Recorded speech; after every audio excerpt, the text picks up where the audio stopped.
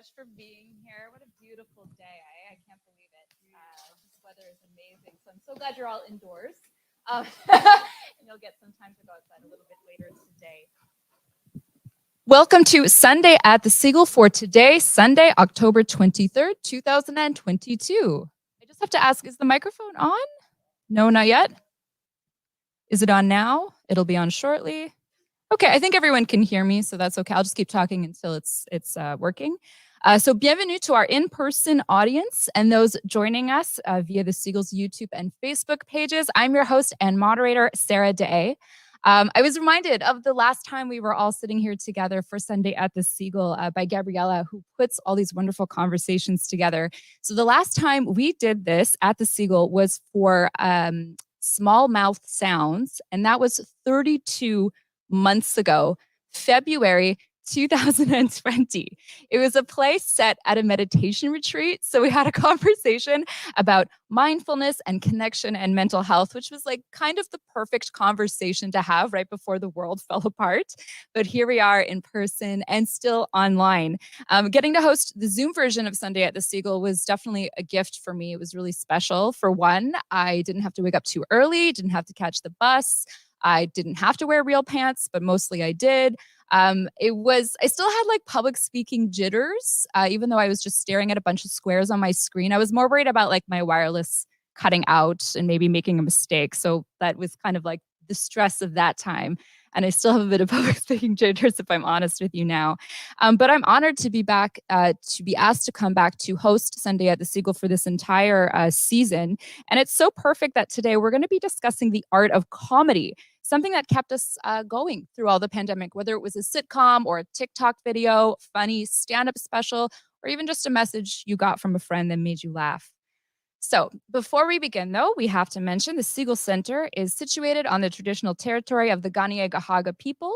The land was also a diplomatic meeting place with other Iroquois and Algonquin groups, including the Algonquin Anishinaabe, the Atikamekw, and the Huron-Wendat.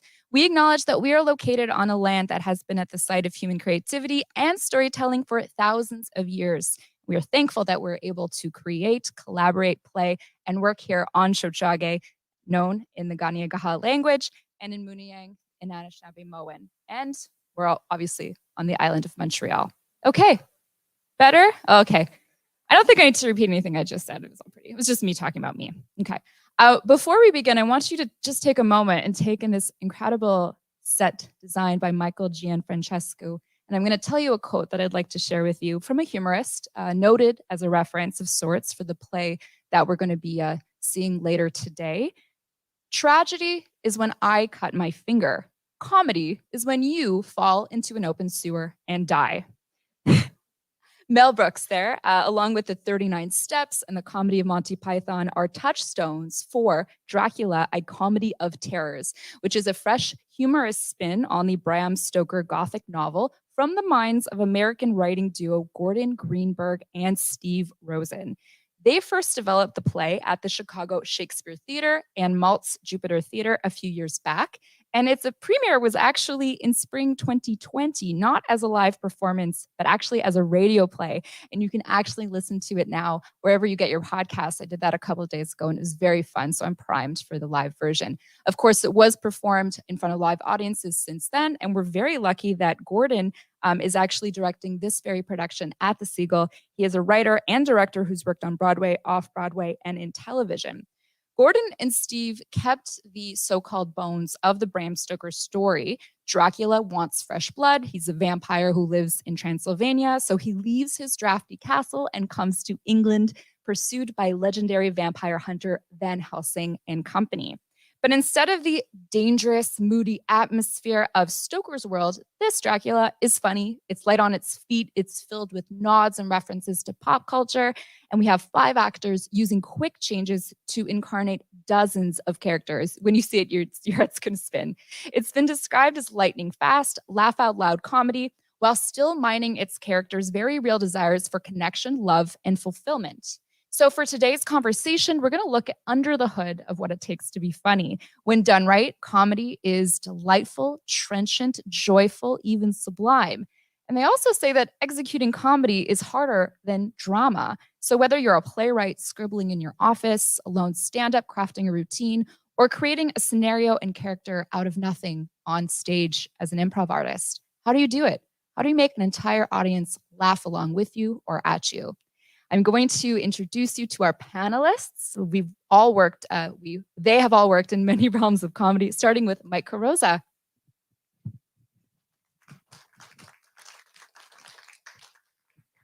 Welcome, Mike.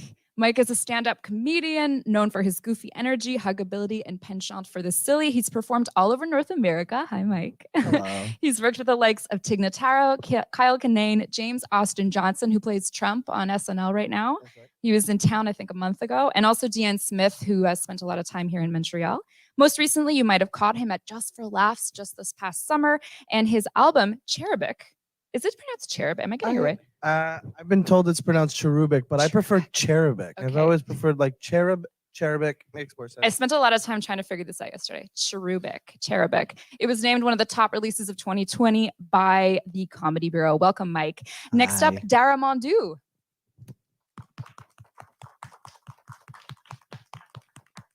Darragh is a writer, performer, and dancer. She has dabbled in comedy for just over 5 years, honing her skills in the improv, stand-up, and sketch comedy scenes here in Montreal. Darragh recently performed at Ladyfest, a great comedy festival last month. She is an occasional improviser at Théâtre Sainte-Catherine and was a writing contributor and performer with the show Infamous. And Darragh also wrote and co-starred in Sire with her real-life dad playing her vampire dad. It's a spooky comedy about a vampire dad and his mortal daughter, and it was at Fringe 2022, which I so loved. Welcome, Darragh. Thank you for having me. Next up is Paul Van Dyck. Welcome, Paul.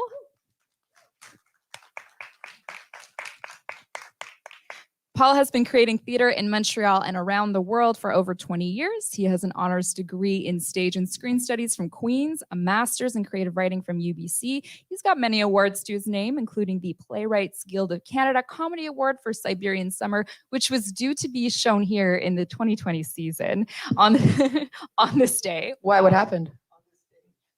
Yeah, what happened, Paul? I don't. A couple of years ago, I lost track of time, but few shows got canceled for some reason. Budgets, probably. Paul co-wrote Snow Angel recently. It's a feature film that premiered at the Festival du Cinéma de la Ville du Québec. And you know that Dracula is taking up residence in this theater, while across the lobby in the studio space, Frankenstein has taken up residence, and Paul is responsible.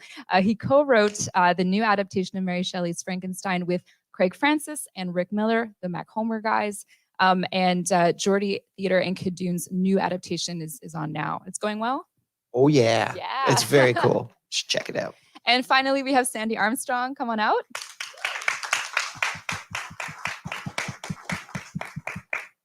Sandi has been teaching and performing at Théâtre Sainte-Catherine for 20 years. She has worked on theater productions, but her true expertise is in improv. She is an alum of the Loose Moose Theater Company in Calgary, and she's also played Jesus 5 times in Jesus Christ Super Band. Yeah, which for is legal your take. issues. Yeah. Yes.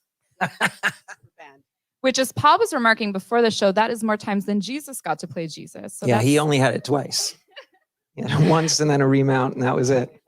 So we're going to kick off our conversation. And as you know, we always take time for questions afterwards. Our usher today, we have a microphone glitch. Our usher is going to actually repeat your question if we don't hear you clearly enough, but we're going to come up to that then. So if you have a query, keep it in mind. We'll get to you very shortly. But in the meantime, welcome all 4 of you. Thanks for being here. Hi. You. Thanks for having me. And us. Me all too. of us. Yes. Yes. Thanks for having Mike. Thank you. Specifically, Mike? Any reason why? He's not allowed in a lot of places. Just kidding. And his huggability. I want to start from the beginning, if I may. For all 4 of you, did you know that you wanted to be funny as an adult? Like, was that something that you intentionally knew you wanted to do? And did anybody discourage you or encourage you? Oh, wow. Sandi, Mike, let's start with you.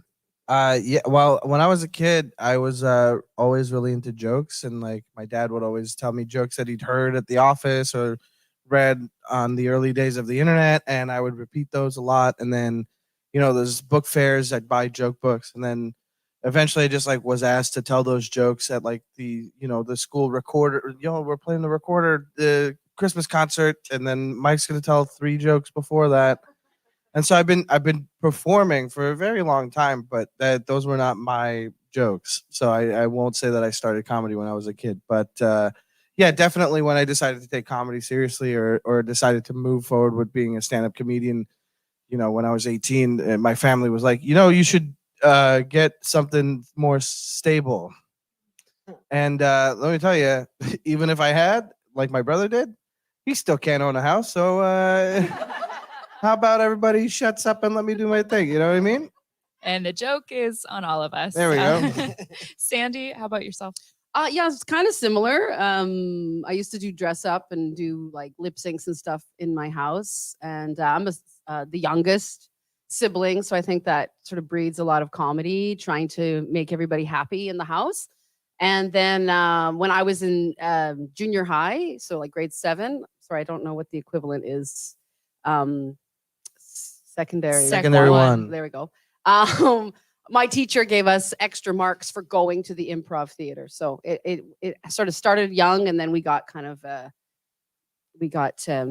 experience real improv and stuff when I was a teenager. So that's when it started. Paul, how about you?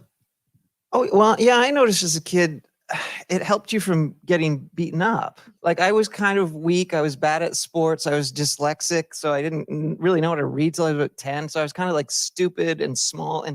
And then I realized, oh, if you make people laugh, that gets them on your side. And I remember one time, I think I was probably like 7 years old or something, when the teacher goes out to use the washroom or get a shot or whatever teachers do, they'd always have someone come up and be like, who's going to stand in front of the class and make sure they behave? And one day I was like, oh, I'm going to be the teacher's pet. And I went up there and I had every intention of being like, I'm going to make sure you're all well behaved. And then I realized, oh my God, I've got a captive audience. And I immediately just was like, I have to embrace this. And I started making ridiculous like faces at them, and they all just burst out. Like they loved it. And then the teacher came back, and she must have heard them cackling halfway down the hall, but she was just, thank you very much, Paul. You can take your seat again. And after that moment, I was like, okay, with comedy comes risk, but great rewards. And from then I was like, make them laugh. I'm also happy to remark that you're incredibly tall today. So you really showed everybody. You were The joke's on them, right? funny and tall, the whole package. I'm waiting for my growth spurt. I'm not gonna lie. Darragh, how about you? I grew up watching a lot of Looney Tunes cartoons that we had on VHS tape, and I would sort of sit there and study what made it funny. Some of it's very physical, but some of it's very contemporary. And my dad would explain the jokes to me. We'd be like, okay, so what you have to know about the 1940s is this for this joke to land. It's like, oh, okay, cool. So there was always like an instructional element to it. Like the more smarter you are, then the more things you can be jokey about. And I think that's the best kind of humor, because then you're not making fun of people. You're not like making generalizations. And it's like people are delighted when you strike upon something they know about in a context they're not expecting it to be. So I think because I wouldn't have like a silly Billy approach to it, I'd really be like listening and trying to pay attention and know as much as I could about different things, so that you could go in and impress people with your vast knowledge of random trivial pieces of information, and then use that to mash up into a pun when no one's expecting it. I guess that's where it was most encouraged, but definitely discouraged in like, it's definitely a nervous tick for me too. Like anytime I'm socially anxious, I won't like shut up at all. I will just keep going and keep talking. So I think there's a thing you can get addicted to in trying to make people laugh, where like you do feel like you're in control of the room. You do feel like I compelled you all to make a funny noise from your bellies with my words, and that can be very intoxicating. So definitely it's been encouraged to dial it back in more professional settings and to take myself seriously, and not everything has to be a joke, Darragh.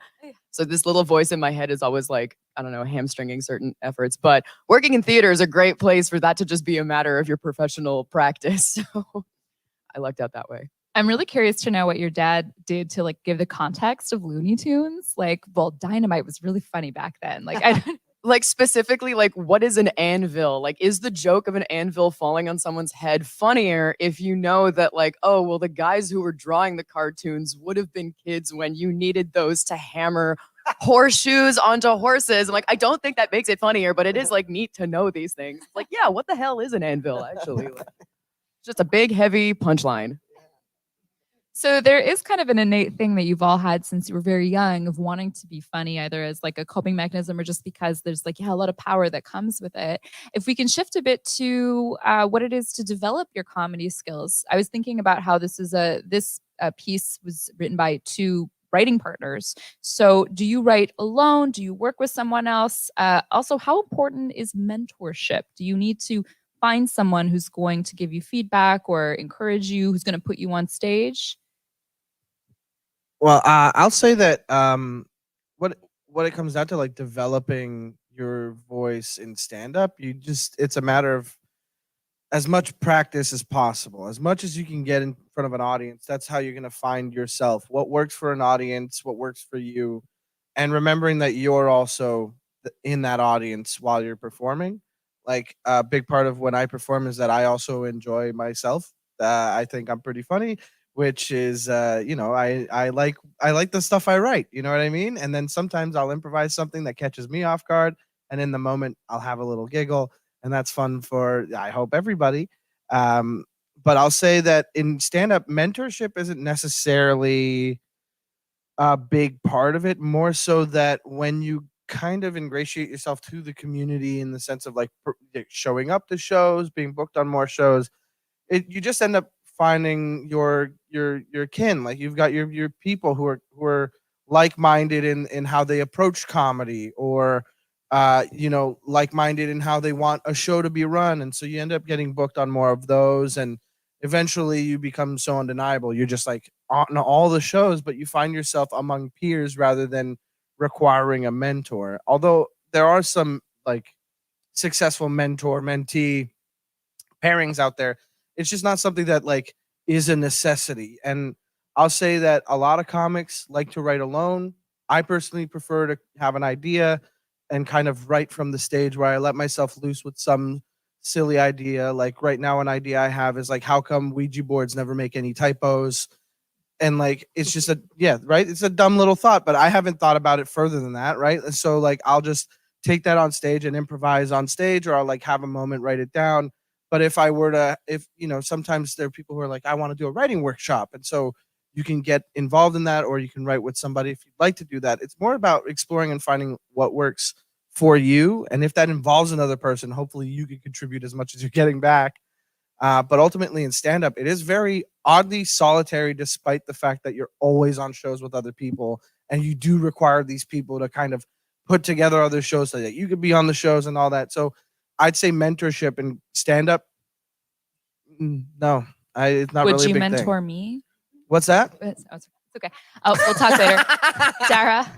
I guess I like the idea that you can be informed by a community, right? Like certain scenes have sub scenes and like little clusters of like people who are like-minded. Like I love what you're describing here of like at a certain point, like you're up there being yourself, which is at odds, I think, with like our practice maybe as actors and performers, like where you're trying to make someone else's writing land funny, or you're trying to make another character that you don't have anything in common with, like believable. With stand-up, you are just up there being yourself and like a very particularly extroverted, weird version of yourself. And if you don't have a community of like friends around to encourage that, it's just not going to be a joyful process. So I think, Sandi, you could probably speak to more about that, of like finding these communities, finding these spaces of like people that become your biggest supporters and your harshest critics and your encouragers of like different, of like putting specific shows that bring specific themes out. I know that when I write anything for stand-up, it is just like more philosophical. Like that is just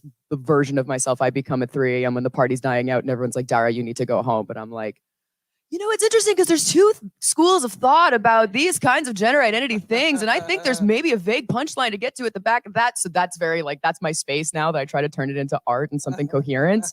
And maybe, Paul, you can talk about like when you're writing plays too, like there are voices in your head of just like people in your life. Like you start using like your friends and other people, I think, to like, but the instinct is to make everybody read your shit and like react to your material. And you can't please everybody at a certain point, right? It's very subjective, isn't it? Mhm. But yeah, I mean, I enjoy making myself laugh when I'm like, that's, if I'm chuckling away, then I'm like, oh, this is good. But oftentimes, like with plays, it's all dialogue, it's all character. How can I will spend a lot of time on the timing and what word should be what. I don't want an audience to guess the punchline before it's coming, right? Like, so it's all about how do okay, this person's setting it up. We got another little setup, and then there's the zinger, and can we have a callback to it? And it's really gets into sentence structure. It's like that word cannot come in the middle of the sentence. It has to. So I'm often reworking sentences to get the zinger right at where the period's going to come in. And then I know I've got to, that sort of 3 to 5 second laugh. Then an actor can't ruin it. Yeah. An actor can't ruin it. Yeah. I want to make it foolproof for an actor. And yes. And talking about mentorship, it's like, who else is going to read this before an audience sees it? And if you do have writing partners, that's wonderful. Can I make my writing partners laugh? And a lot of the time I will be so meticulous with a line that to me, I don't know if it's funny anymore. I'll be chuckling away at first at the concept, but the actual execution, is this funny? And then pass it on to someone else. And if they giggle, then I'm like, okay, we're getting somewhere. That is a big joy with a writing partner for sure. Like in stand up, you don't really get to like make a huge career out of stand up. So you have to dabble elsewhere. And like, I recently wrote like a pilot with a friend of mine.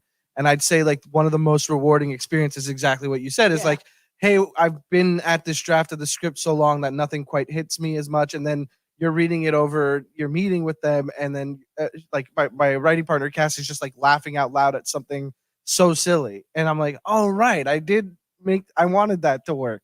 And I completely forgot because I spent so much time being like, there's a the here. And I don't know if that makes any sense. And, and it's so rewarding when you can have that kind of relationship. Yeah. You're making it Same. sound so surgical, like talking about period. Where does the period gonna go and where's the gonna go? Oh, yeah. I think it's very surgical. Serious stuff. Yeah. For you, Sandi, going on stage, you don't necessarily have a plan, right? Because you're going to get maybe a location or a job, and then you have to make something up. And there are kinds of improvs where you're. I've been to maybe one or two in my life. Or you're doing like a specific scenario or game where there's certain rules in place. Sometimes, occasionally, it's actually a serious improv, let's say. So how do you just make those things up? Like, how do you be funny on the spot? Is it just natural? Like you just wake up like that? No, definitely not. I did not wake up like that. I spent 10 years at Loose Moose Theater wondering why everybody loved improv, because I felt it was torture on stage, to be honest. Because what they don't tell you when they're teaching you these games is really what it comes down to is the audience wants to see you. It's a lot different than things that are written and that you're playing another character. It's really about the self-confidence or the self-acceptance, I guess, is what I've learned over the years. To just get up and use your instincts, to trust your instincts, to trust your partner, and to trust that they're looking out for you just as much as you're looking out for them. And then I guess, just saying what you think should come next. Everyone, like I do storytelling improv. So I really kind of take away the unknown because everyone can tell a story. So I really just try to stay in the moment and think what would come next. I try not to think about the future. And where the comedy comes from usually is relatability. So even though I don't get to surgically decide where the words go, and in fact, they usually just flow out without stop, I do get to create something that I know others understand because I'm not trying to reach too far outside of reality. It's really a social kind of experiment improv. So I'm trying to be somebody that maybe I met on the street or work out some stuff with my family or something, but be a character that people can relate to so that when I do something simple, like, open up the fridge and try to open up pickles and it's hard to open, people laugh sometimes because they relate to it. It doesn't have to be something completely decided that it's funny. We laugh for different reasons. And most of the time it's just that they say, oh yeah, I do that. In a horror movie, when now they turn on the lights, I can't believe it because before in the olden days, they never turned on the lights in the horror movies. Now I feel like I have a part to play in those movies. That's how I feel with improv. It's that if I can do something that we all do, then you're along for the ride and you'll probably laugh in spite of yourself. I just have to say, I relate so hard to the pickle things. I find jars really hard to open in general. Most people do. You mentioned there whether they find it funny or not. Okay, so what happens when you don't have the audience? Either you have them or you lose them, or you make a joke. It's something that you were saying, Paul, that makes you crack up. Like, I'm really funny, but it doesn't quite land. And I'm curious, is that because you're too good for your audience? Is it like the day? Could it be the weather? Is your astrological sign not on? Like, what do you think it is? And how do you also get an audience back? Say it. Say you're too good for your audience. That's all I have to say. Just too good for them. They don't get me. It's their fault. In my experience, sometimes when people aren't laughing, it's because they're being polite and they want to hear everything that's happening. To be honest, that's what I tell myself. Like, oh, they're really trying to listen out there. Usually, as an improviser, I can feel it and I know exactly why I've lost my audience. And to get them back is maybe just to acknowledge that happened and not to blame them, but just to say, hey, we're all in this together. So let's get back on track and find something else we can all have a good time with. But I don't blame the audience just as much as I hope they don't blame me.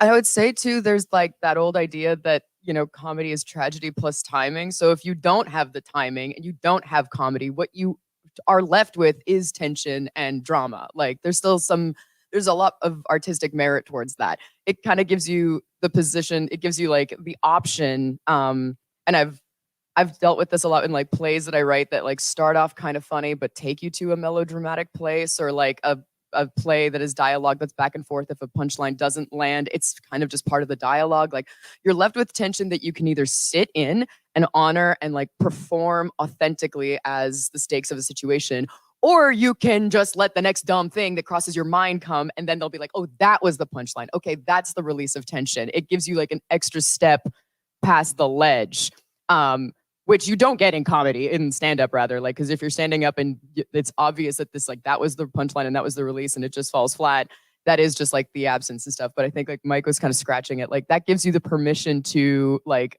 do the improv thing of like coming to zero, of like setting yourself in this neutral place and letting your brain find the, like, I don't want to say lowest common denominator, but like the most relatable thing that everybody could appreciate, because that's a great way to get your audience back, is like appealing to what they can understand about you. I mean, sometimes the best thing to do is just be like, well, that didn't work, right? And, the audience is like, yeah, it didn't. And that's just kind of it. Like, I'll say that Sandy's point earlier is like, Just for Laughs happens here every year. And we see some of the best comics in the world show up. And they'll have an amazing set and the audience is so happy and excited. But sometime in their set, they'll say something along the lines of, oh, you guys really like a joke, and then stop right with it, because they'll laugh and then immediately stop so that they can hear the rest of it. And I think that's emblematic of a Canadian audience. That's something I've experienced around this country. In the States, they're used to like a rolling laugh. So they're used to kind of a couple scragglers still laughing over them while they're setting up the next bit. And I'll say, Canadian comics going down to the States, you are spoiled.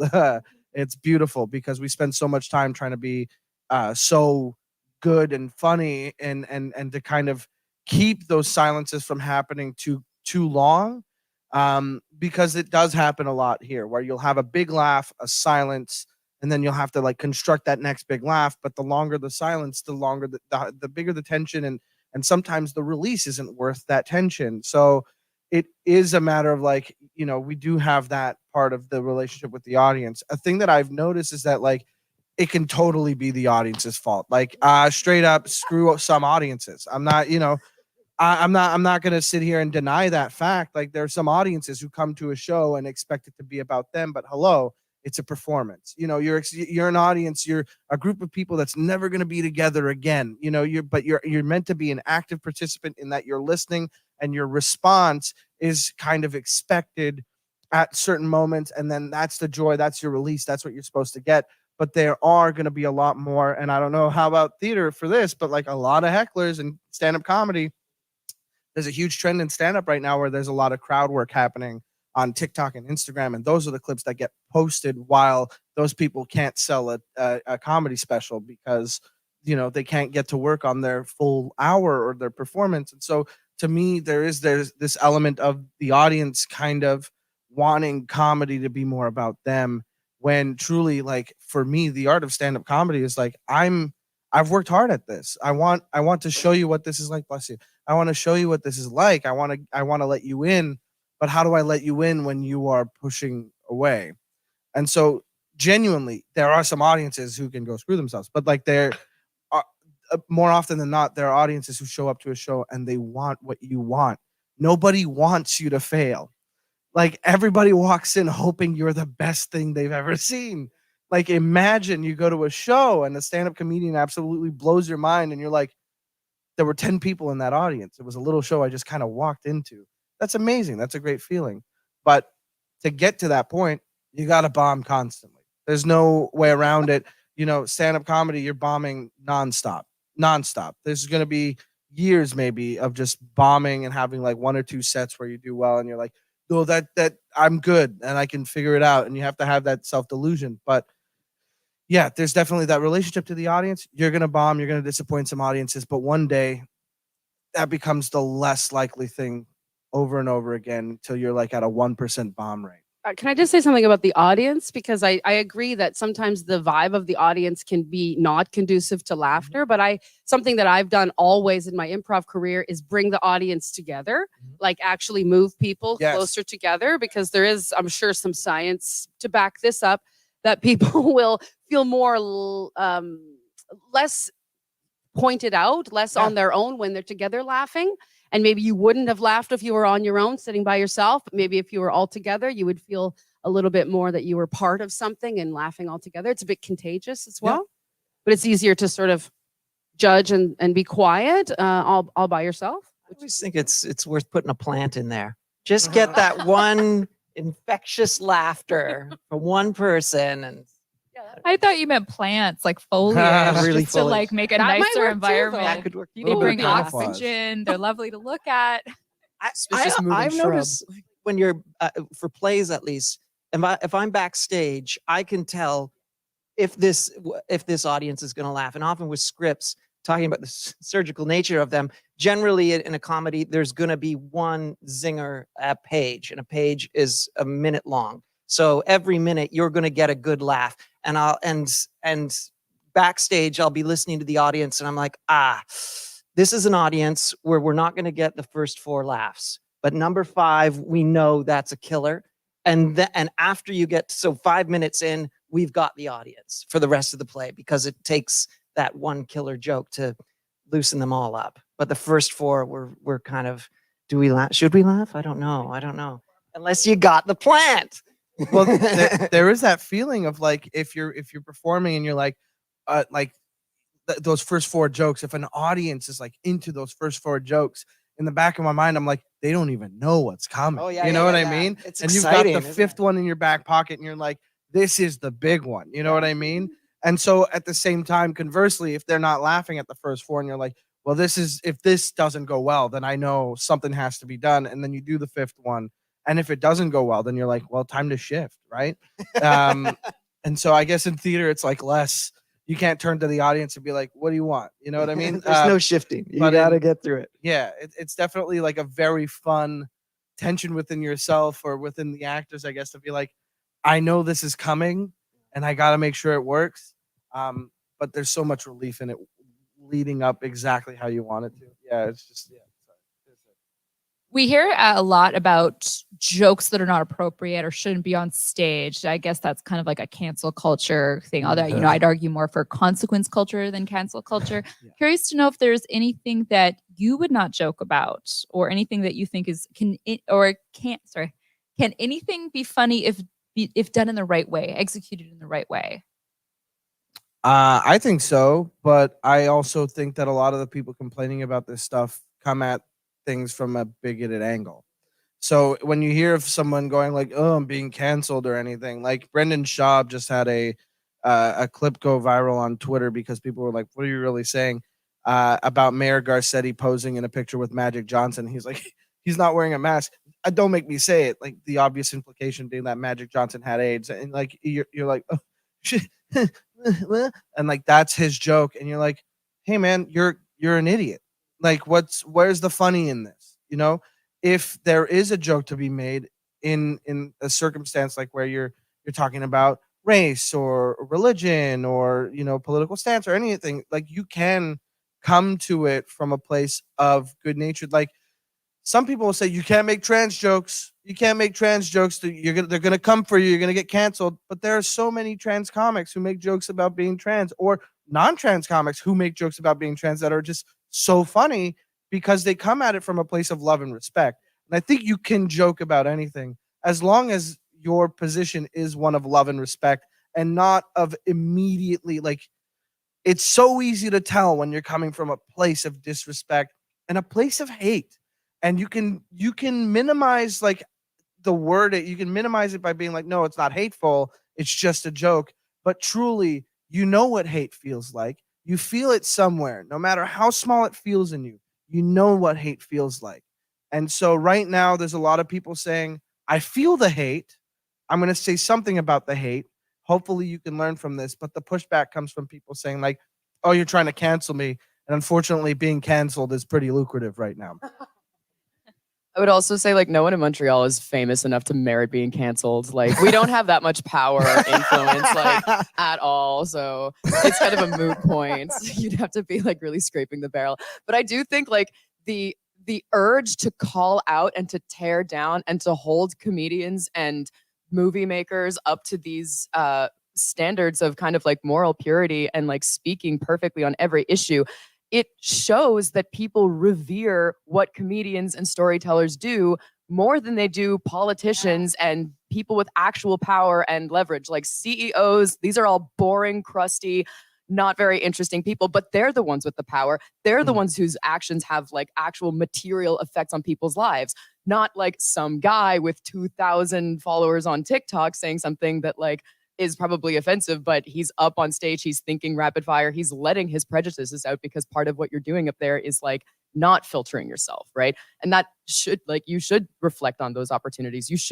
We've seen comedians like show where they dig their heels in and they say, I don't care, I was trying to be funny, I don't like, if I offended anybody, that's your problem. And we've seen comedians who don't make a pattern of making jokes like that again and have shown us growth without like, I don't know, kowtowing or over apologizing or anything. There's certainly been moments in like my dabbling in stand-up where like I felt a pressure to prove I wasn't precious, where I felt like I should signal to the boys club that I'm performing with that I can hang and you don't have to be sensitive around me and I can throw it back at you. And there's been comedians who have made like really inappropriate jokes that I've laughed off and been like, I guess that's how you feel about it. Who then I'll throw a joke back at, and then they'll be all hurt, and their feelings will be all touchy and sensitive. I'm like, oh, okay, so you can dish it out, but you absolutely can't take it when someone like me tries to dish it back your way. So it is this like fun negotiation of like trying to be better versions of ourselves, trying to be the most lovable versions of ourselves, while also being like challenging, being edgy, being interesting. It's such an interesting negotiation to walk and to work out. Like I've thought about this a lot, but I do think like an edgy joke that I try out on stage, like among the boys club, isn't the same as me saying it to someone's face, like at a party, like just to be snarky. And like, there's been moments where I've gone up afterwards, like, hey, so, you know, I made that joke about your religion or whatever. Like, please feel free to tell me if I'm out of line. And then maybe they too feel the pressure to be like, no, I'm not precious. You didn't offend me. I don't want to be that person. Yeah. Which isn't a great way to be better people. So we have to just like take our moments and opportunities for self-reflection that comedy gives you, that trying to challenge and be edgy for people gives you. And, you know, if you just stay safe, if you just say everything you're supposed to say and be very careful and be very precious and check every box, you're just reading a script. Yeah. You're not actually self-improving. So it's a great risk, right? But again, no one in Montreal is famous enough to have actual like life-ruining consequences about it. So thank God. We're going to be coming up to questions shortly. So I'll just encourage you, if there's something you want to ask, that you start thinking about it. We're not there just yet. I want to take a moment to talk about something that I'm really curious about. A subgenre I've coined, funny scary. Okay, that's not really the title of it. I really love stuff like Dracula, the Frankenstein happening across the way, because I love the mashup of things that are supposed to be scary and spooky and terrifying, but actually land for comedy. So I'm thinking of this show. I'm thinking Extraordinary, which was a paranormal comedy out of Ireland. What We Do in the Shadows, movie, TV show spinoff of Wellington Paranormal. Like I love this stuff. So I wanted to, open to anybody, but Paul and Darragh specifically. Darragh, you, as I mentioned, had a father-daughter vampire comedy series. Like I was in the first row, like super excited. And Paul, you had a deliberately scary story based on a real life poltergeist haunting that you somehow found was funnier than you expected it to be. So why don't we ask you about that, and then we'll come to Darragh before questions. Well, yeah, this is a play I wrote, I guess it went up around 2009 in Montreal, and then also out at Hudson, called Haunted. And if you ever want to creep yourself out, Google Esther Cox. She was a 19-year-old barmaid in Nova Scotia in 1879 who became the subject of the most documented poltergeist event in North American history. It's really creepy what went down with this young woman. And I wrote this play about her, and with the intent of doing something legitimately scary on stage. We've got a lot of films that can scare the hell out of us, but if you can do scary on stage, it sort of ups it. There's like no escape for the audience in a lot of ways, and we really utilized the space that we were in. It was a creepy old church, and but yeah, as I was writing it, I used a lot of comedy. The characters I found became very funny people, and it worked. With a different director, it could have been a comedy completely. But the intention was to scare the hell out of the audience, and the comedy became a sort of tool to relax them and pull their guard down, to amplify when these scares would happen. And we spent a lot of time on the timing of, okay, we're going to give you a funny line, and then a jump scare. And that jump scare was so unexpected. There wasn't a building tension. There was a relax, and then, oh my God. And as the play progressed, things got progressively more terrifying, to the point that you're like questioning reality, but and heaven and hell and all of these things. But like, it was what happens when funny people get possessed, kind of thing.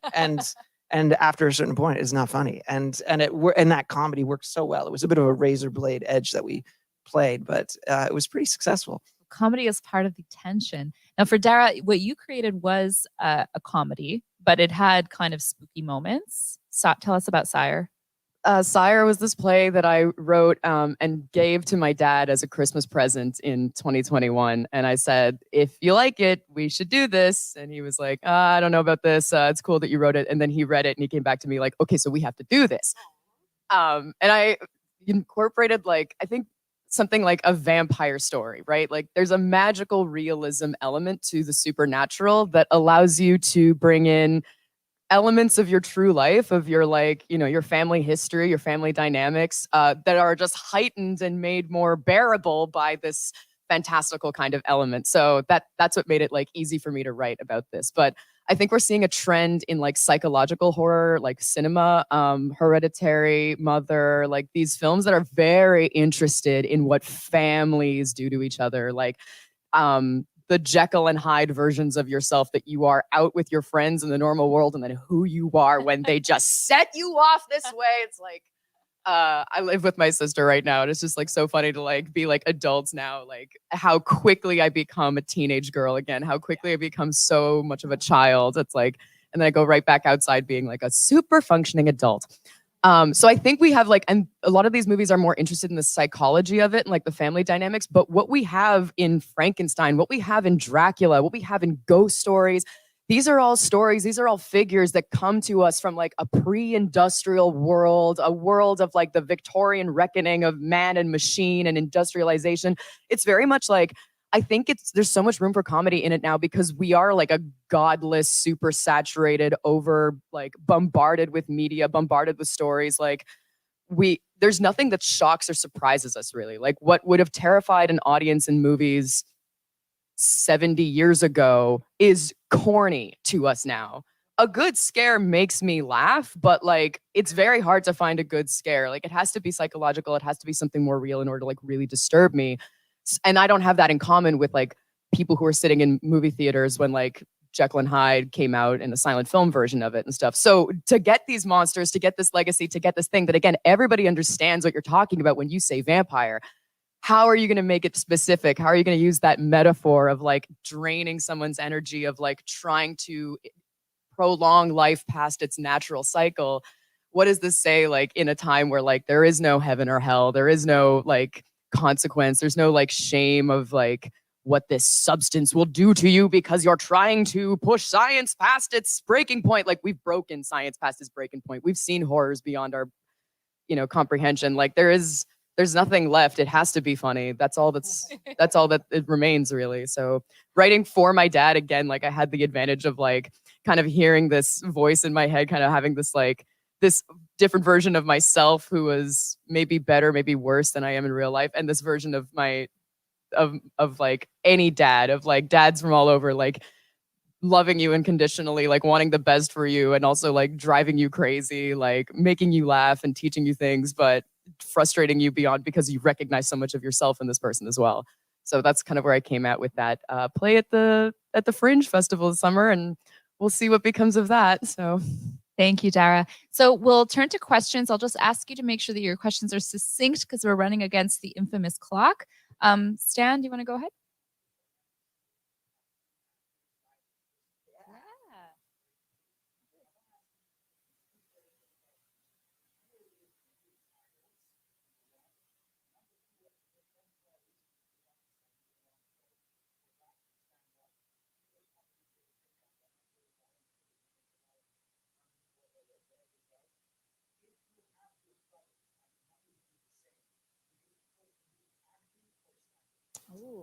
I'm just going to repeat the question really quickly. Yes. Who is your comedic idol? And if you had the opportunity, would you go into comedic acting full time instead of stand up? So you can, with this, don't have to worry about your bank account. So why don't we each do an icon and yes or no very quickly so we can, thank you, Stan. Mike, do you want to go first? Sure. I'd say we'll speak of comedic influences because I don't know that I have like an icon or whatever, but I'll go with the top three, which is Andy Kindler, Kyle Kinane, and Maria Bamford. They're all very different, very interesting, and very funny. There are thousands of comedians I want to name, but I was asked for one and I gave three. So in whether or not I'd give up stand up for comedic acting, I think I'm too much of a control freak to give up stand up.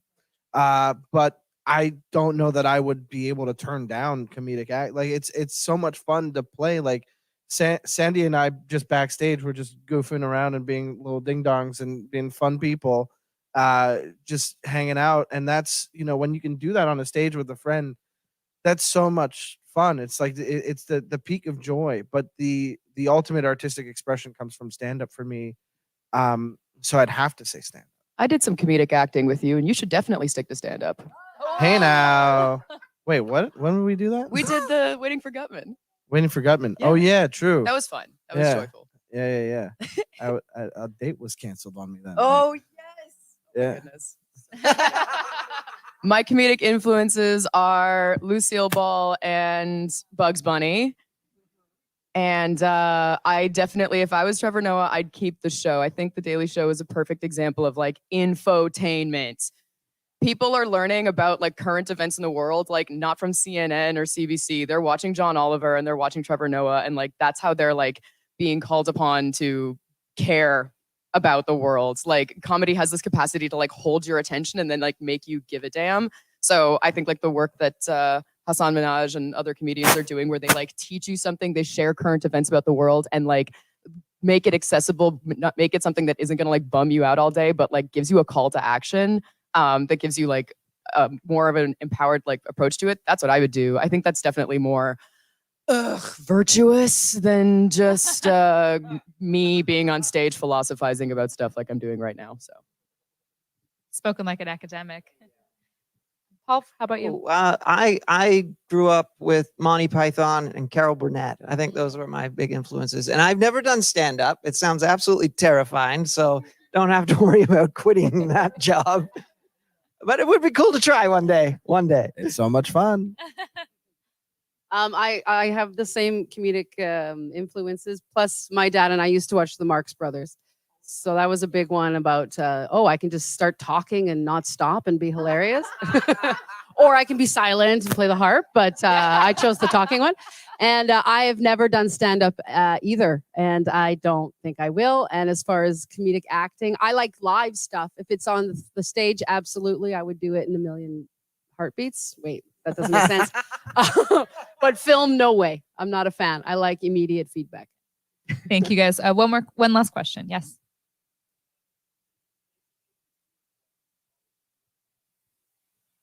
What? What- Yeah. Oh, that's kind of open-ended. But how about you say something? Because you were. Oh, yeah. Oh, no, I'm the philosopher. Put me out back and put me down. Well, you had something interesting to say about how people get a lot of their information from comedy shows, which I love news quizzes, but I also consume a lot of news and then get to laugh and about the world it. is horrible and everything is going to hell, and it's very like, it's a scary time, but it's a very interesting time. And like, I think there have been ages of ideas, but there are ages of spectacle. And we can't help that mass media has put us in this place where this is an age of spectacle. It is a show. All the world is a stage. Why shouldn't that be funny? What part of this, like, can you not like find elements of like incongruity and contradictions? Like some of the world's major leaders are absolute caricatures. Like, it's all just begging to be pointed at. But I also think, like, when you point and laugh at something, you rob it of power. You rob it of its like ability to terrorize you and zap any capacity in yourself to like want to change things. You know, you're invested in a joke. You can't help, like, it's an antidote against indifference, I think. Thanks, Darragh. Did you want to add anything, Mike? Sure. I mean, I think we touched on this a little bit before with the consequence culture, which I prefer over the cancel culture thing. But definitely, like, as I mentioned before, if you're coming at it from a place of love, you can joke about anything. And then, even if you're trying to tear something down, if you're coming from a perspective of, I want what's best for everybody, I want people to be well and happy and good, then you can still get those laughs and inform and have a call to action, so on. A show that's doing it rather poorly is Gutfeld, who's this right-wing guy with a late night show, and every joke is just tragically awful. And I would recommend, if you want to torture yourself, watch a minute of Gutfeld, and you'll see that, like, all of the things that I've just mentioned are completely absent. There's no empathy. There's no respect for people. It's just like, what benefits me? It's not a matter of community. That's why that doesn't work. His audience that packs the room does not laugh at his jokes. They laugh at the sign that says to laugh. And that's what you don't have at a taping of The Daily Show or John Oliver. These are people who are engaged. I've been to a taping of The Daily Show. It was so much fun. They had to quiet us down at some points because we were laughing too much. So I'll say that you can make jokes about anything in politics, but there is I don't like to say that there's a pressure on a performer to be politically active, or, because for a long time I wouldn't say anything political up until very recently. I'd say that I've kept my political leanings away, but then there are little ways that even if I am a silly boy who does dumb jokes about, hey, I work at a flower shop, I still have little ways to be inclusive, like, a long joke about a couple. Why not make them a gay couple? Who cares, right? It'll just, it has no bearing on the joke, but somebody who hears that will feel, hey, this is normalizing something. You know what I mean? So that's a very small way to be political, but you can be political in the ways of how you show your support. But ultimately, if you're not coming from a place of empathy, of respect and understanding, you're not doing comedy right. Thank you for your question. And a very big thank you to all our panelists. Mike Carrozza, Darragh Mondoux, Paul Van Dyke, and Sandi Armstrong. And thanks to Gabriela Saltiel, Leora Friedland, Lisa Rubin, and the team at the Segal Center for their work in bringing us all together here today. Thank you at home for also tuning in. I'll just mention a few notes. Dracula, a comedy of terrors, officially opens this coming Thursday, October 27th. The first preview is today, which is why we need to get out of this space very soon, because they got to come in here and get to work. If you'd like to chat with the panelists, we'll be exiting shortly. We can catch up at the lobby. I think there's still some Rugelach out, which would be really, really nice. So for tickets and more information, I invite you to visit the segalcenter.org or call 514-739-7944. If you are sticking around for the preview performance, the Segal has 2 performances a week where we ask patrons to mask. So if you don't have one, you can ask them and they'll be able to set you up, or you bring your own. And yes, Sunday at the Segal will return in the new year with the upcoming production of English Ball Spectacle. Enjoy the show. Thank you.